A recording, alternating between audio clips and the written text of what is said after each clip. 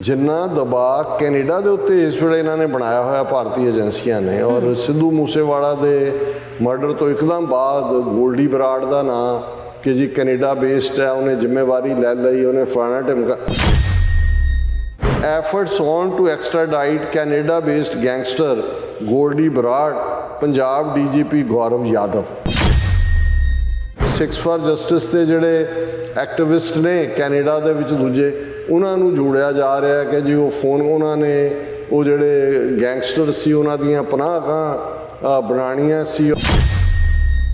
The BSF reportedly detained an NRI couple while roaming near the Indo-Pak border and Monabo in Barmer yesterday. The duo was interrogated at the Joint Interrogation Center by security agencies in Barmer.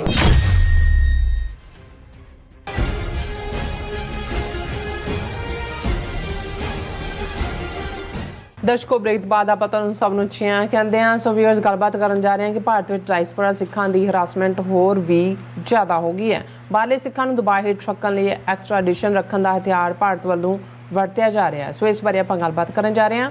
ਸੋ ਅਸੀਂ ਚਾਹਾਂਗੇ ਕਿ ਤੁਸੀਂ ਇਸੇ ਤਰ੍ਹਾਂ ਬਣੇ ਰਹਿਣਾ, ਦੇਖਣ ਸੁਣ ਲਈ ਐਂਡ ਲਿਖਣ ਲਈ ਤੁਹਾਡਾ ਸਭ ਦਾ ਬਹੁਤ ਬਹੁਤ ਧੰਨਵਾਦ ਜੀ। ਡਾਕਟਰ ਸਾਹਿਬ ਕੀ ਕਹਿਣਾ ਚਾਹੋਗੇ?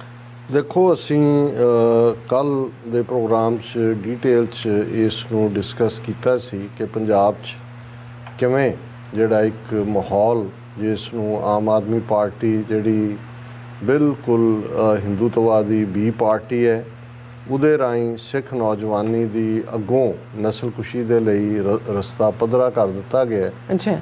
फर्क इन्ना ही है कि पहले 80वें 90वें के दौर दे विच उन्हां नूं खूंखार आतंकवादी कह के मारिया गया सी, हुण जिहड़ा है वो गैंगस्टर कह के मारिया जाएगा। और इस सारे पीरीयड च जे असी किसान लहर जां उस तो पहलां भी हालां असी तां 80s की गल करदे हां भी गल कीती कि किवें भारतीय खुफिया एजेंसी राह ने कैनेडा अमेरिका आस्ट्रेलिया समेत जिहड़ा है वो अपना जाल विछाया होया सी सारे पासे, जिहदे चों एयर इंडिया का डिजास्टर कढ़िया और पिछले दिनों दे विच सरी दे विच वापरी मंदभागी जिहड़ी है घटना रिपदमन सिंह मलिक का मर्डर उसे लाइन वाल इशारा करता है जिन्होंने ईवन कैनेडियन पुलिस इंटैलीजेंस साबका चीफ ने भी कहा कि टारगेट किलिंग है और उन्होंने भी तारा हेयर जिवें मारिया गया सी टारगेट। और ये सारे एयर इंडिया नाल जुड़ते हैं और एयर इंडिया का जिहड़ा सीधा सीधा संबंध है वो राह दे प्लॉट नाल है जिहड़ा उन्होंने ले कीता, जिहदे च उन्होंने फिर एमोशनल जज्बाती किस्म के सिखां नूं फसाया और ये सारा जिहड़ा है 329 जिहड़े बेगुनाह मुसाफर और क्रू सी उन्हां दी मौत दे लई ये लोग इंडियन इंटैलीजेंस राह जिम्मेवार है। बिल्कुल हुण जदों दा किसान लहर दे विच डायसपोरा सिखां दा रोल रेफरेंडम 2020 दे चलदे हैं, डायसपोरा सिखां वल्लों खालिस्तान दे हक च फतवा, सर सिमरनजीत सिंह मान दी यूनीक विक्टरी, दीप सिद्धू मूसेवाला उन्हां दी पॉपुलैरिटी जिसने जिस दे विच ज़ाहिर है कि डायसपोरा सिखां ने अपना बनदा योगदान पाया। इस सारे दे चलदे हैं एक पासे तां उत्थे मीडिया राहीं बाहरले सिखां नूं ये तो वैसे असीं तो भी ब्लेम करदे सी कि जी इत्थे तो कोई सिख खालिस्तान नहीं मंगदा, ये तो बाहरले ही रौला पाउंदे ने। लेकिन हुण असीं देख रहे हैं भी उन्हां दे उत्ते कानूनी शिकंजा कसण दे लई पहलां तां विदन जिहड़े एक स्टेज से इन्हां ने मोदी हुकूमत उन्होंने कहा लो जी असी ब्लैक लिस्टां खत्म करतियां, जिहड़ा मर्जी आए जाए फलाना ढिमका, इनू बड़ा प्रचारिया, क्रेडिट लैण वाले भी दौड़े, को बादलों वालों को दूजे देखो जी कर दिता खत्म। हुण जिहड़े ऑलरेडी उत्थे गए हुए ने और इन्हां दिनां दे विच इस दौर च उन्हां दे नाल की वापर रहा, मैं सिर्फ एक खबर जिहड़ी बाकी तो इन्नियां जिहड़े कुछ आंदे ने उन्होंने अपने बड़े बिटर तजर्बे दस्से ने कि भाई एयरपोर्ट ते उन्हां नाल की होया जां विदन जिहड़ा वो किवें एन लास्ट मिनट के उत्ते निकले, अदरवाइज उन्होंने किवें हरास किया जा रहा सी। NRI couple detained near Indo-Pak border was roaming near railway station। हुण अबोहर की खबर है, अबोहर के रेलवे स्टेशन के उत्ते एक बाहरला कैनेडियन सिटीजन दोनों जिन्हां दे विच कुलविंदर सिंह और उन्हां दी ਸਿੰਘਣੀ ਦਾ नाम करमजीत कौर है और चन्नन खेड़ा उन्हां दा पिंड है, वो अबोहर रेलवे स्टेशन के उत्ते जिहड़ा वो घूम रहे सी। The BSF reportedly detained an NRI couple while roaming near the Indo-Pak border and Monabo in Barmer yesterday। ਹੁਣ ਇਹ ਸਾਰਾ ਹੀ ਫਿਰੋਜ਼ਪੁਰ ਔਰ ਅਬੋਹਰ ਹੁਸੈਨੀਵਾਲਾ ਬਾਰਡਰ ਦੇ ਨਾਲ ਫੜਿਆ, ਉਹਨਾਂ ਨੂੰ ਉੱਥੋਂ ਚੁੱਕਿਆ ਜਾਂਦਾ ਹੈ ਔਰ ਕਿਹਾ ਜਾਂਦਾ ਜੀ ਇਹ ਤਾਂ ਪਾਕਿਸਤਾਨ ਦੇ ਬਾਰਡਰ ਦੇ ਨਾਲ ਘੁੰਮ, ਜਿਵੇਂ ਉਹਨਾਂ ਨੇ ਕੋਈ ਪਾਕਿਸਤਾਨ ਦੇ ਨਾਲ ਜਾ ਕੇ ਸੰਢ ਗੰਢ ਕਰਨੀ ਸੀ। ਅੱਛਾ। After questioning the BSF handed them over to the police, ਪਹਿਲਾਂ BSF ਨੇ ਚੁੱਕਿਆ, ਹਰਾਸ ਪੁਲਿਸ ਦੇ ਹਵਾਲੇ ਕਰਤਾ। The due was interrogated at the joint interrogation center by security agencies in Barmer। ਫਿਰ ਬਾਰਮਰ ਦੇ ਥਾਂ ਦੇ ਉੱਤੇ ਸਿਕਿਉਰਿਟੀ ਏਜੰਸੀਆਂ ਦੀਆਂ ਹੋਰ ਟੀਮਾਂ ਆ ਗਈਆਂ, ਇਹਨੂੰ ਹੀ ਹਰਾਸਮੈਂਟ ਕਹਿੰਦੇ ਨੇ। As nothing suspicious was found, the couple having Canadian citizenship was allowed to leave।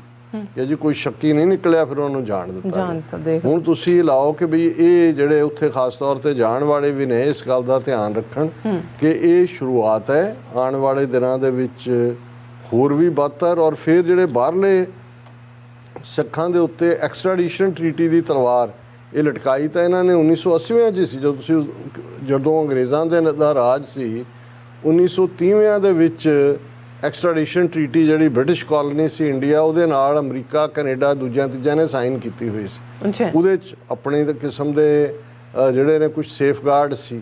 ਲੇਕਿਨ 84 ਤੋਂ ਬਾਅਦ ਇੰਡੀਆ ਨੇ ਜਿਸ ਤੇਜ਼ੀ ਨਾਲ ਮੁਲਕਾਂ ਨਾਲ ਐਕਸਟ੍ਰਾਡੀਸ਼ਨ ਟਰੀਟੀ ਸਾਈਨ ਕੀਤੀਆਂ, ਜਿਨ੍ਹਾਂ 'ਚ ਅਮਰੀਕਾ, ਕੈਨੇਡਾ, ਥਾਈਲੈਂਡ, ਮਲਾਈਸ਼ੀਆ, ਇਹ ਕਿਉਂਕਿ ਉਹਨਾਂ ਨੂੰ ਸੀ ਕਿ ਵੀ ਇਹਦੇ ਰਾਹੀਂ ਅਸੀਂ ਇੱਕ ਡਰ, ਇੱਕ ਤਾਂ ਹੁੰਦਾ ਵੀ ਕਿੰਨਿਆਂ ਨੂੰ ਐਕਸਟ੍ਰਾਡਾਈਟ ਕਰ ਲੈਣਗੇ, ਲੇਕਿਨ ਇੱਕ ਡਰ ਤਾਂ ਹੁੰਦਾ ਹੈ ਨਾ ਵੀ ਜੇ ਤੁਸੀਂ ਇੱਥੇ ਬੈਠੇ ਆਪਣੀ ਆਜ਼ਾਦ ਆਵਾਜ਼ ਚੁੱਕ ਰਹੇ ਹੋ, ਭਾਵੇਂ ਤੁਸੀਂ ਅਮਰੀਕਨ ਸਿਟੀਜ਼ਨ ਹੋ ਜਾਂ ਕੈਨੇਡੀਅਨ ਸਿਟੀਜ਼ਨ ਹੋ, ਪਰ ਜੇ ਇੰਡੀਅਨ ਗਵਰਨਮੈਂਟ ਕਹਿੰਦੀ ਹੈ ਜੀ ਇਹ ਫਲਾਣਾ ਫੋਨ ਜੀ ਸਾਡੇ ਕੋਲ ਰਿਕਾਰਡ 'ਚ ਆ ਗਿਆ, ਇਹਨਾਂ ਨੇ ਕੀਤਾ, ਉਹਨੂੰ ਪੈਸੇ ਦਿੱਤੇ, ਉਹਨੂੰ ਉੱਥੋਂ ਚੁਕਾਤਾ, ਉਹਨੂੰ ਫਲਾਣਾ ਕਰਤਾ, ਢਿਮਕਾ ਕਰਤਾ, ਔਰ ਤੁਸੀਂ ਹਕੂਮਤ ਤੋਂ ਐਕਸਟ੍ਰਾਡੀਸ਼ਨ ਮੰਗਦੇ ਹੋ, ਜਿਹੜੀਆਂ ਫਿਰ ਐਕਸਟ੍ਰਾਡੀਸ਼ਨ ਟਰੀਟੀਜ਼ ਦੇ ਥੱਲੇ ਗਵਰਨਮੈਂਟਸ ਬਾਉਂਡ ਹੁੰਦੀਆਂ ਨੇ।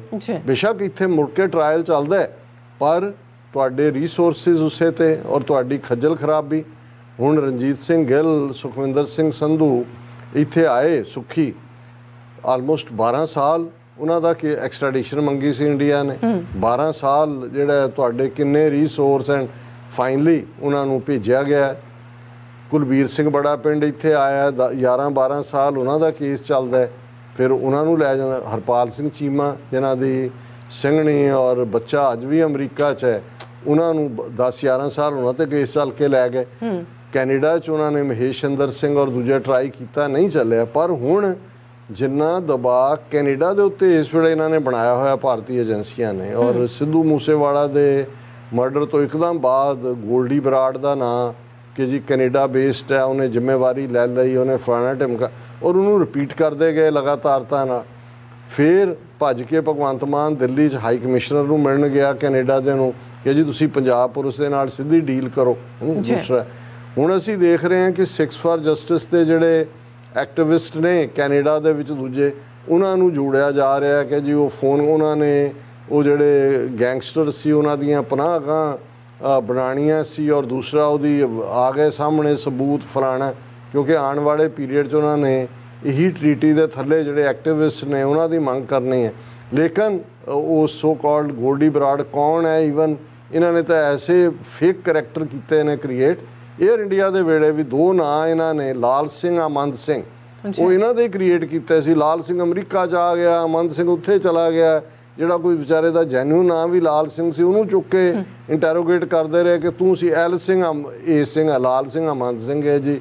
ਇਹ ਜਿਵੇਂ ਇਵੇਂ ਹੀ ਜਿਹੜਾ ਇਹਨਾਂ ਨੇ ਹੋਰ ਡਰਾਮੇਬਾਜ਼ੀਆਂ ਕੀਤੀਆਂ। ਹੁਣ ਇਹ ਹੈ efforts on to extradite Canada based gangster Goldy Brar, Punjab DGP Gaurav Yadav.